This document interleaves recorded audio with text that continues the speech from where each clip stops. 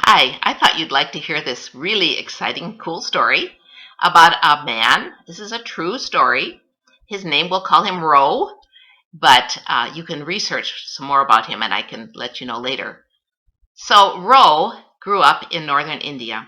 His grandfather had been a headhunter, and his dad heard the gospel. A missionary named Watkin Roberts came to his village and told him the gospel about Jesus. And Ro's dad, accepted Christ. So Ro was raised in a Christian family.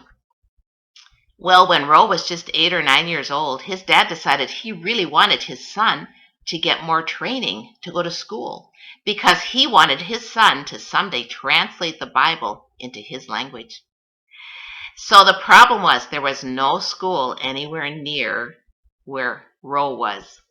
The missionary who had told the gospel to the village was kicked out by the authorities of that country and had to leave. He never knew the rest of this story for many, many years, but he prayed for these people. Well, for Ro to go to this Christian school, he had to walk 5 days through the jungle. The jungle teeming with screaming monkeys overhead and dangerous animals down on the ground, leopards and different animals. Ro would walk through the jungle, but when he would get afraid, he would remember his verse that God had promised that he would be with him and give him courage. And that would help him to keep going those 5 days he had to walk to get to his Christian school.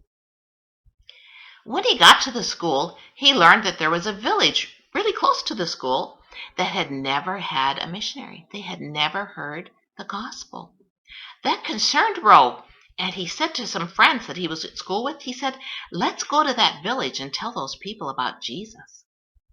"Oh, no," they said, "no way, we're not going. Those people in that village, they don't want to hear about this foreign God. They have their own gods. I'm not going there. I bet they'll be really angry if we went there. They might even kill us." Well, Ro thought about that village and he felt really bad that these people had never heard about Jesus. And he knew the big difference it had made in his family and in his village. So he decided he was going to go by himself to tell those people.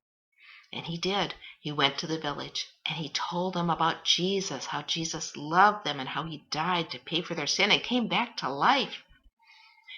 Well, his friends were right. It made the villagers very angry. One man got out his sharp knife and he started brandishing his knife. "I'm going to kill you," he was threatening. Oh, and that scared Ro. So Ro took off running.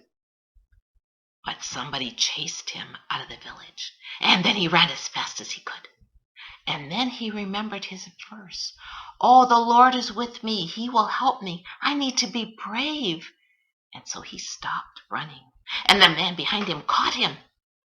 And the man said, "Tell me about this Jesus who will forgive my sin. I want to know him." Ro was so happy and so shocked that that's what this was all about. So right there on that dusty jungle trail, they knelt together, and this man from the village became a Christian. Well, Ro didn't really hear a lot more. He was able to come to the United States, and he studied at Wheaton College, and he learned how to translate the Bible. So he went back to India to translate the Bible into his people's language. And while he was there, he thought, "I'm going to go check that village out again where that man was from." So he went, and as he got closer, he heard singing, sweet singing. And he thought that was sure interesting.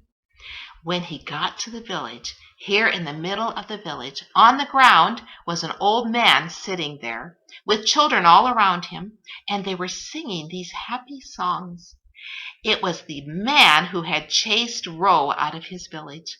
Now he was an old man, but he was telling the people about Jesus. That was such a happy time for Ro. And that's kind of the end of the story I wanted to tell you, but I can tell you a little bit more about what happened later, and you can research it. So this missionary, Watkin Roberts, he didn't know for many, many, many years what had happened to the village that he'd gone to. And Roe was able to find him many years later and to tell him how the gospel had spread. And actually, Roe's whole name is Rochunga Pudaite. And he started the mission called Bibles for the World. And I think that's a wonderfully exciting story. And you can look up Bibles for the World and find out. First, they were trying to send Bibles to every home in India. They'd get a phone book and they would write out the name and the address of everybody in the phone book and send a Bible to them. I was able to help do that. It was exciting. But since then, they have expanded greatly and they're sending Bibles all over the world. And it all started with this little boy, Roe, who, as a very young boy, decided he could trust God to do scary things. And I want to encourage you, kids, do scary things for God. Nothing is scary to God. And if He's on your side and you're working with Him, wow, you don't have to be afraid of anything. Who knows what God might have you do in your life? He wants to use you. Do hard things, as the book is, the teenage boys wrote. Do hard things in your life because God will help you. Just like Roe, he trusted God, and here these wonderful things happened. He had no idea that that's what his life would come to. So God is exciting. Serve him every day, and he will reward you because he knows he's watching, he cares, and he has a job for you that no one else can do. Bye.